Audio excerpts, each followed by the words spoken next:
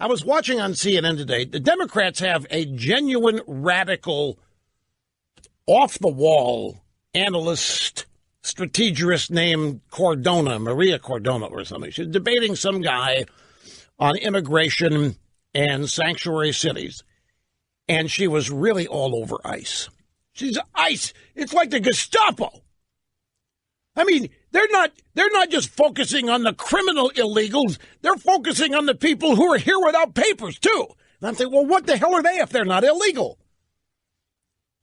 As though we're supposed to ignore that particular illegality, being here illegally, and only go after those who have committed felony crimes after having arrived here. And she wanted to criticize ICE and call them a bunch of bad names because they're not just rounding up people committed felonies. They're rounding up people who haven't committed any crimes at all, except that they're here without papers. That's another way of saying they're here illegally. And I've been looking at this immigration. I made a prediction yesterday. Grab audio soundbite number 1. This thing with sanctuary cities, particularly California, but in other places, sanctuary cities, sanctuary states, it's beginning to remind me of something. It is eerie. It is eerie, the similarities that it's reminding me of. But first, a prediction I made yesterday. I'm going to tell you what the left is going to do. I'm going to predict to you right now the reaction to Jeff Sessions and his appearance in Sacramento today and the announced lawsuit. The way the left will react is to not engage on the issue. They will not mount a defense of sanctuary states or cities because they can't. What they'll do instead is start calling Trump and Sessions white supremacists, trying to reinstate white supremacy, which is how this nation was founded, they will say. What Trump and Sessions really don't like is people of color, is what they will say. Sessions from Alabama, they will wink, wants to talk to us about people of color. Ha! They will say. And, of course, Trump, they'll say, remember Charlottesville? Trump is one of these guys, white supremacists, likes the Nazis. This is what they're going to say. When I'm right, which is most of the time, I'm right. This is late yesterday afternoon. On Headline News with Michaela Pereira talking to Kevin DeLeon. He's the head of the California Assembly, I think. He's a state senator. And he was asked. He was asked by Michaela Pereira. What do you say to Sessions when he says that allowing sanctuary cities essentially hampers the freedom of Californians, endangers law enforcement? How do you respond to that? Are you endangering law enforcement? He's taking gangs as well as MS-13 gang members, and he's conflated that with hardworking mothers and fathers, mothers who take care of other people's children, who are housekeepers, like my mother, who was a housekeeper all of her life, hardworking men who cut our grass, who grow our food, who serve us in the restaurant. He's conflating them with these hardened criminal felons. And the bottom line is this. I've said this since last year, that you have a president and an attorney general that is basing their policies on white supremacy. And that tears up the fabric of who we are. See, right there. Did I not predict white supremacy? All because we want to enforce the law. White supremacy. They never engage in the issue. By the way, what is this cutting the grass business? Pelosi made a big deal about that when talking about a border wall. And she was off of her rocker, which sadly appears to be becoming normal. They still about mowing the grass. Now Kevin DeLeon talks about mowing the grass. But anyway, there you heard it. White supremacy. A president, attorney general basing their policies on white supremacy. No, sir, we're basing it on the rule of law, which you are flouting. The rule of law which you are urinating all over. The rule of law which you are breaking. The rule of law which you are ignoring. And here's the mayor of Oakland, Libby Schaff, who, by the way, this babe used to work. She was an assistant to Jerry Brown when he was the mayor of Oakland. This guy's been the mayor of Oakland. Now he's the mayor of San Francisco, the governor of California. This was in City Hall and Oakland yesterday after Sessions made his remarks at the law enforcement meeting there in Sacramento. His comments were so consistent with this racist distraction this fear-mongering that others, newcomers, outsiders, are making our country less safe. You are making the country less safe. You are violating the law. You are shielding felons. You are warning felons how to avoid apprehension. According to federal law, there's nobody here more guilty than you, Mayor Schaaf, and Governor Brown, and everybody in this state who supports and enforces the sanctuary movement. You have nothing to fall back on. You can shout white supremacy, you can shout racism, you can shout all of these things, but it doesn't get to the heart of the issue, which is that you are violating the law. And here again, they want you to believe it's because they care about people. Outsiders, newcomers. They don't care about people. They're not doing this. The Sanctuary City movement is not because they care about people. It is not because they care about having the, well, it may be because they want the grass mowed, but it's not because they care about people. They say it is, they get away with that, but they don't care about people. If they did, they would care about the danger their citizens are in. They would care about the economic mess their citizens face if they really cared about people. It's not that they care about people. It's that they have other purposes and uses for these people. And one of those purposes is simply to irritate the right wing. One of these purposes is seriously nothing more than a nya to us. But they don't care about people. They get away with it. They supposedly are the lone practitioners of compassion. That is a myth. Here is Governor Brown yesterday in Sacramento talking about Sessions' remarks. This is really unprecedented for the chief law enforcement of the United States to come out to California and act more like Fox News than a law enforcement officer. This is basically going to war against the state of California, the engine of the American economy. It's not wise. It's not right. What does Fox News have to do with it?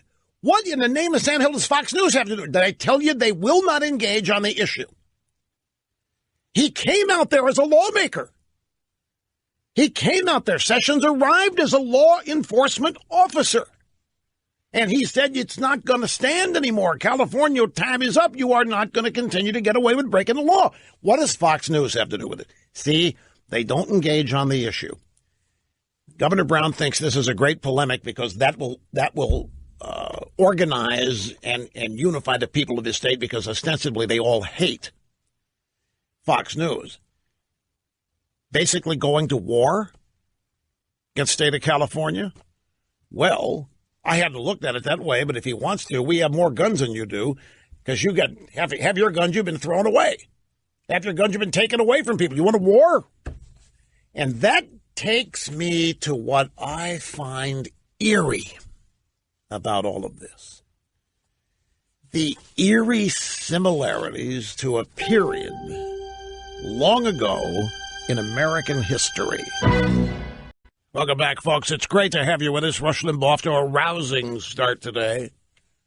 I guess every start is rousing. You're on the EIB network. This reminds me of an eerie time in American history. There are so many analogies I could make. I could see Jerry Brown as Lester Maddox and George Wallace in reverse. I could see the state of California as a slave state, wishing to exist in violation of federal law.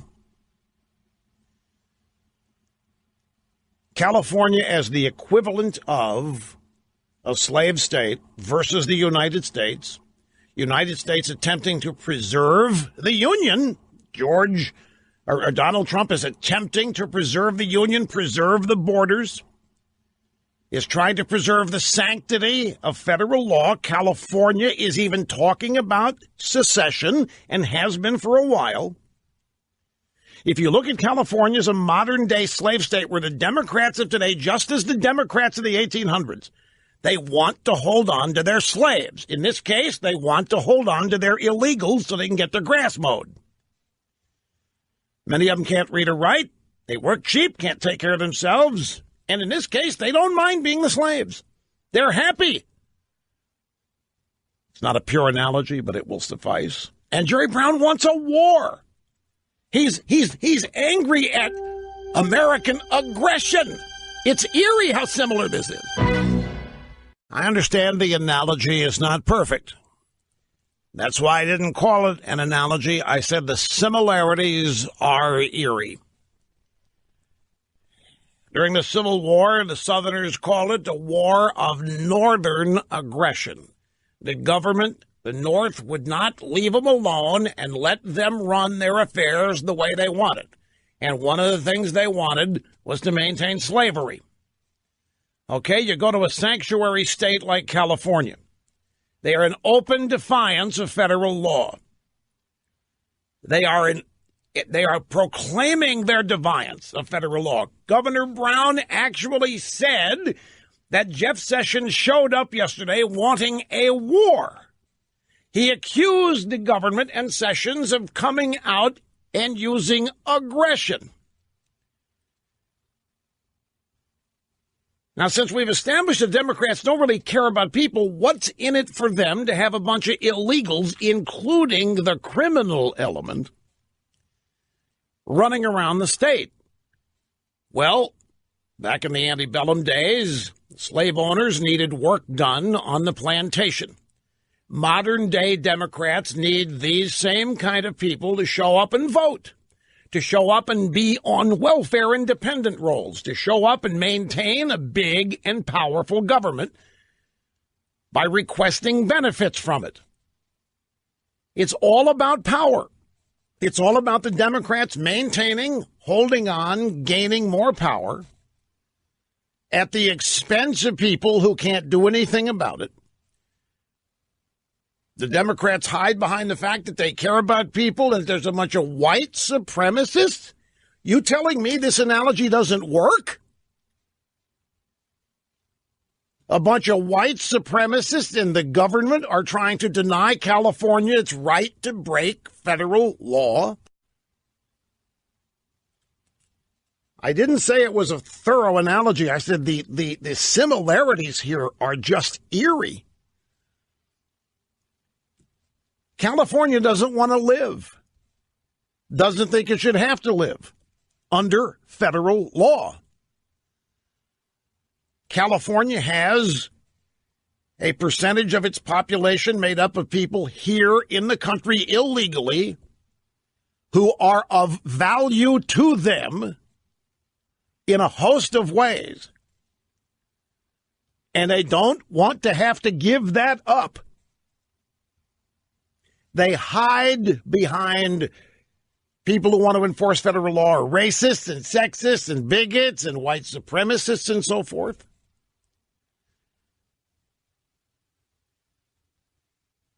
And all we have is the current administration attempting to enforce federal law. California's even talking about secession. They've been talking about secession ever since Trump was elected. So in a certain way, you could look at California as a modern-day slave state with historical ties to a previous era in American history. I mean, you could even draw an analogy to Governor Brown and the mayor of Oakland as Lester Maddox and George Wallace